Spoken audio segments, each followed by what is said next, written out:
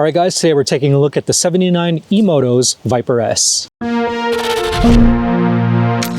All right, so on first glance, this pretty much looks like a mini electric dirt bike. I think what's really interesting about this e-bike is obviously the design. So it's kind of like in the shape of a stand-up scooter. The swing arm goes all the way back here. You got a 14-inch wheel in the front and then a 10-inch wheel in the rear. And this seat also folds down, so you can actually ride it standing up. I've definitely seen something similar before, but nothing in this size. So anyway, let's just walk through all the features. So the first thing you'll notice is this 14-inch front wheel. This is a pretty standard tire size for the mini electric dirt bikes that we review on the channel. You also have a 203mm rotor and some hydraulic disc brakes in the front. Over here we have a Fast-Ace 155mm front suspension fork. Got the preload adjustment as well. Integrated front fender. We got the controller over here. It looks to be a custom controller. Body panels, bright yellow. Silver pegs. This is a saddle seat and it actually folds down if you want to ride it standing up with the pegs. So this is basically a latch with a knob to tighten it. So I unscrewed it to loosen it up, and then you push that up, push it underneath the seat, fold the seat down,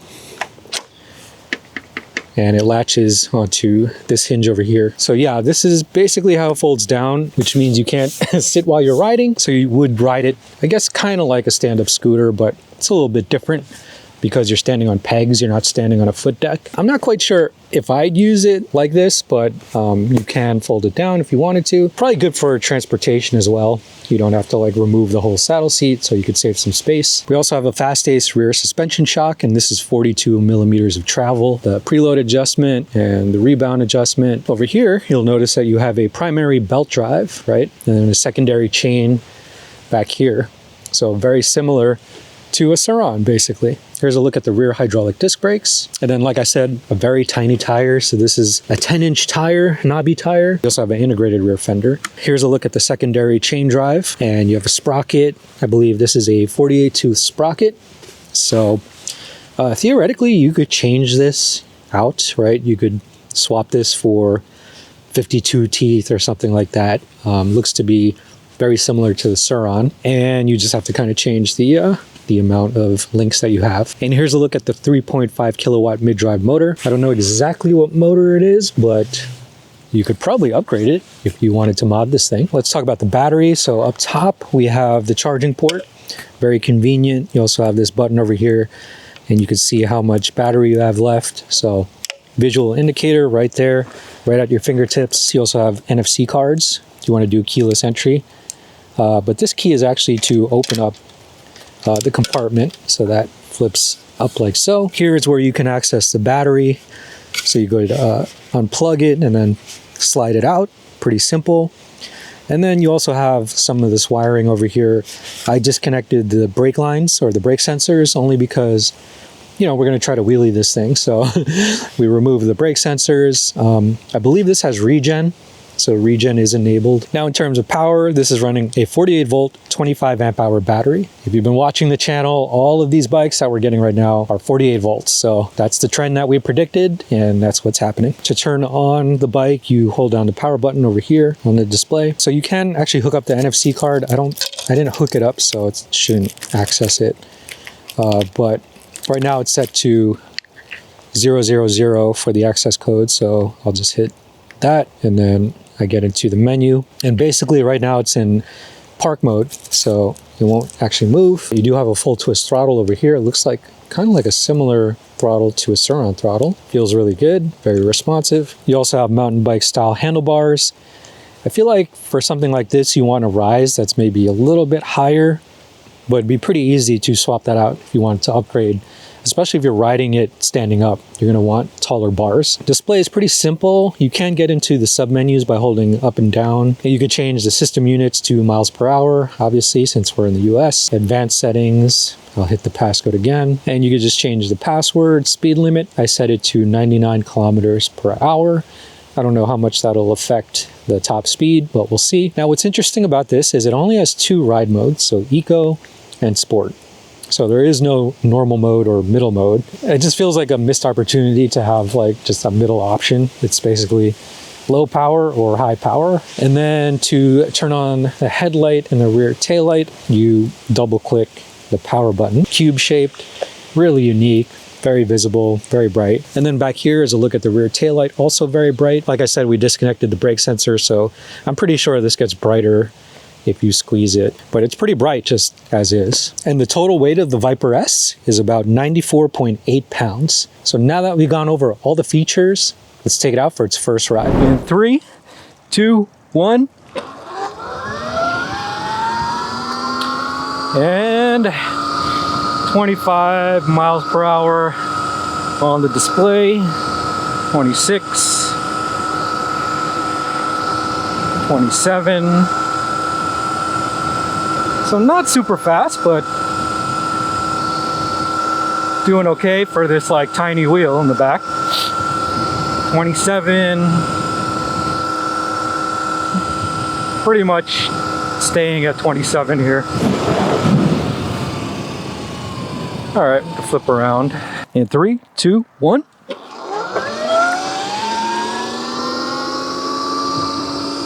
And going uphill slightly. Holding at about 24 miles per hour. So not that fast. And about 25, 24, 25 on flat ground. That's all you're gonna get from this thing. That's fine. All right, guys, first ride with the Viper S. So really interesting design, obviously. I think the height difference between the front and rear wheel is what's really eye-catching for most people. My inseam is only 30 inches, so I'm able to flat foot the bike. If you're a taller rider, it might feel a little cramped comfort-wise. Suspension feels good. Rear shock feels good. It may be a little too soft. I could adjust that later. Saddle seat is kind of short, you know, in my opinion. I kind of wish it was further out towards the top of the back wheel, but should be fine. Let's start on eco mode. And yeah, that feels really responsive, really smooth ramp up on the throttle. Only hitting about 10 miles per hour.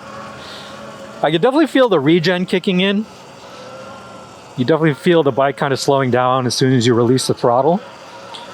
But throttle response, not bad. Just kind of getting used to the handling of the bike, right?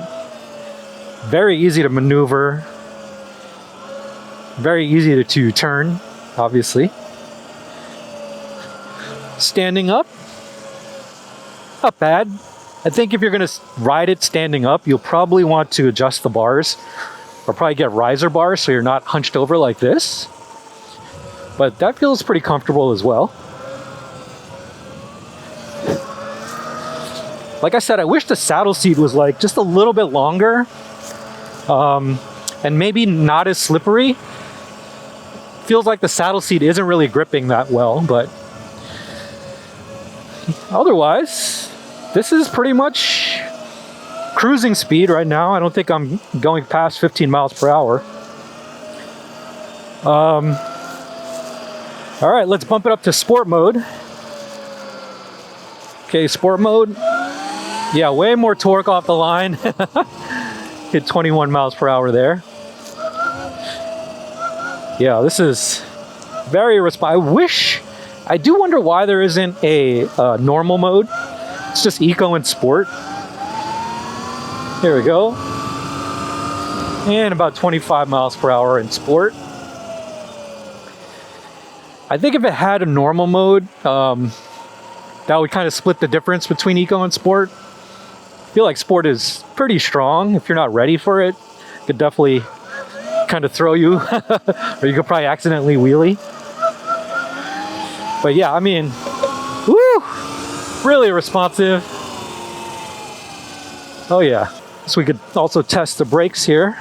Full throttle and then brake.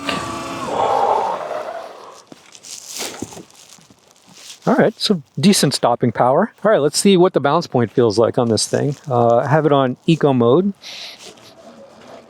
And that's pretty much balance point. I feel like I'm running out of seat. I wish the seat was just, had a little bit more length to it.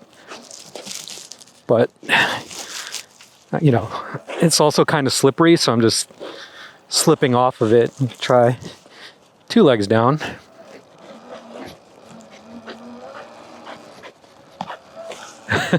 Got this Viper S. It's got some cool things on it. Let's see if it does some wheelies. So have it in sport mode, and it's like, it's definitely got the power to do the wheelies. The seat's a little bit slippery and extremely hard, and the brakes are really touchy, which is better that they're touchy than not touchy, but they're not like moto brakes where they're like gradual, like they just hit. Mineral oil brakes, and you can feel when they start to get hot, they start to get a little mushy, but the bike itself it's got plenty of power for it. I can really only do so much on it as my first time riding it. Oh my God, and that seat, you can't really drop back because you just slide right off. The suspension feels really good in the front. The back, I keep bottoming out every time I hit the brakes. I bottom out the back suspension. You can feel it straight through this cushion here that is like, ow, like it hurts my knuckles to punch it. It's so hard. But like, it's not like meant to really be sat down on, right? Because it's meant to be like a scooter, and but I mean, they could at least put some softer foam in there or something. I don't know. Where I'm sitting on this bike is very centered, and there's no like way to scoot back towards like near where you would normally sit on bikes when you're trying to wheelie. So it probably looks a little unnatural, but it feels completely fine. I mean, it's meant to be stood up on most of the time anyway, I believe. But you know, having a less proportionate wheel setup makes it look really funny, but it feels really good to ride. And the power is there, and you also get a bit more torque out of having a smaller wheel in the back. I mean, like even just doing without my one foot on, like just with both feet down, you just slide right off the back of it. The only thing really holding my butt to this seat while I'm doing a wheelie is this foot pushing down on the peg right here. I'm like using, like my leg is holding me up, not the seat. But I mean, it works. And like off into the off-road.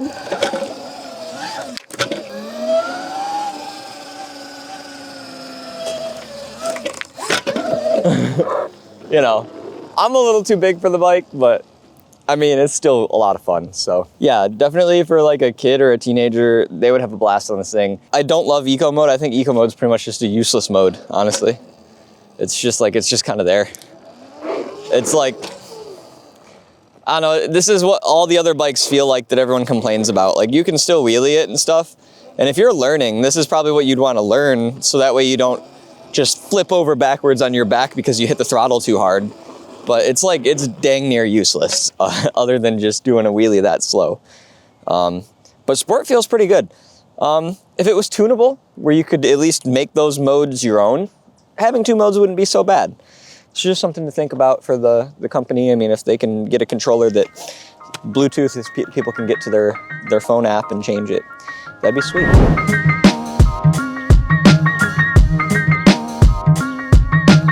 So let's recap the specs. The 79Emotos Viper S is a compact, lightweight electric dirt bike built for off-road rides. It runs on a 48-volt, 25-amp-hour battery paired with a 3.5-kilowatt mid-drive motor. It features a primary belt and secondary chain drive. It also has eco and sport modes, a full twist throttle, and NFC key card access for easy startup. A left-mounted color display shows speed, range, and power output, while front headlights make it visible on trails and back roads. For suspension, the Viper S uses a Fast Ace 155mm front fork and a 42mm rear shock. It rides on 14-inch front and 10-inch rear off-road tires with hydraulic disc brakes. Front and rear fenders keep the bike trail ready, and the foldable saddle seat gives flexibility for riding while standing up. Weighing just under 95 pounds, the Viper S packs decent torque in a small, easy-to-manage frame.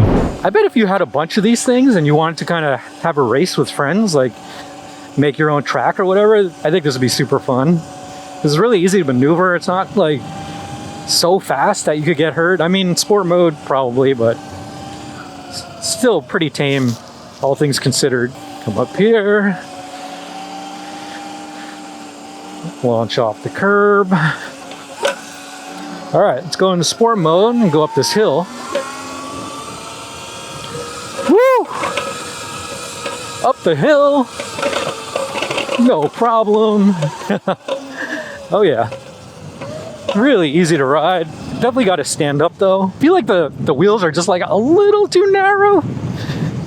It's a little bit, but you know, just kind of ripping it around in the grass.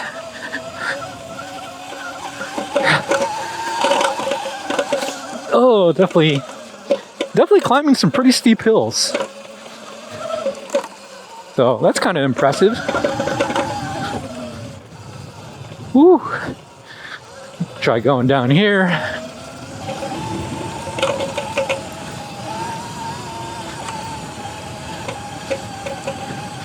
And off the curb.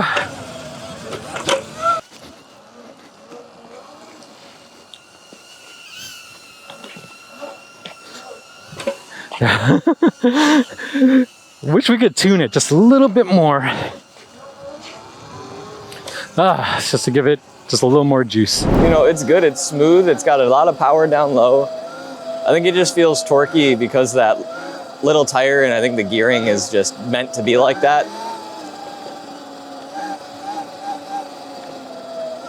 Yeah, it feels really good. Little bunny hop. Yeah, it's a fun little bike. So let's go around and then we'll hit the jump real quick. But, you know,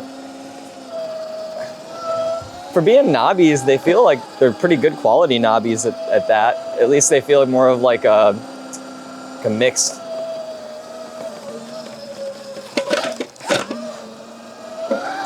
Mixed terrain tire, where it's maybe like 80% off-road, 20% on-road, or 70-30. It feels really good. Going through this bumpy terrain here. Front suspension's really good. So let's whip a U-turn and hit the hill here and see what she has for the hill climb.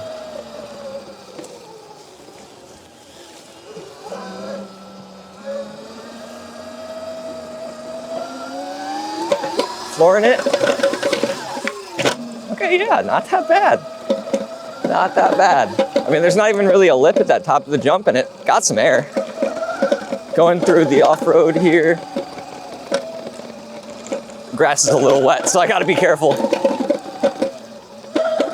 But yeah, no, definitely got a lot of grip. More grip than I was anticipating. Whew, there's that wet grass coming in.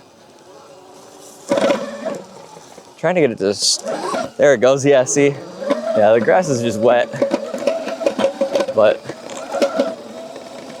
very agile. Feels really good. Brakes are good. Now back down we go.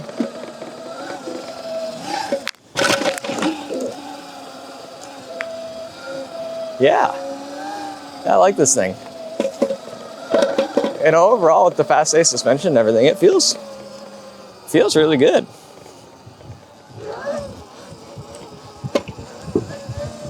And not to mention it wheelies really good too.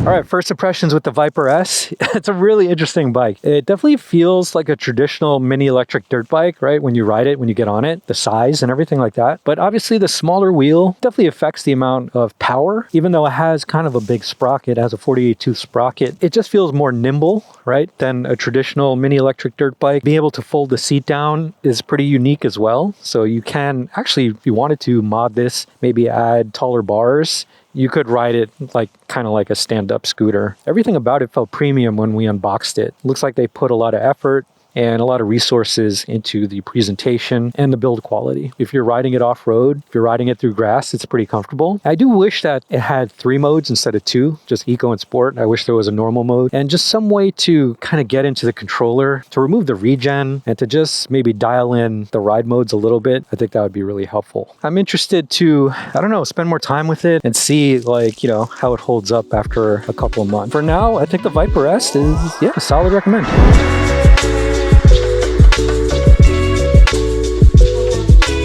So here's what we like. The 79Emotos Viper S is compact and nimble with smooth power delivery that makes it a decent choice for beginners. It's also the kind of bike that's easy to mod and customize. But here's some things to consider. The saddle seat could be longer and more comfortable. The power might not satisfy experienced riders. And taller riders may find the frame too small. So what do you think of the Viper S? Let us know in the comments below, and we'll see you guys in the next video.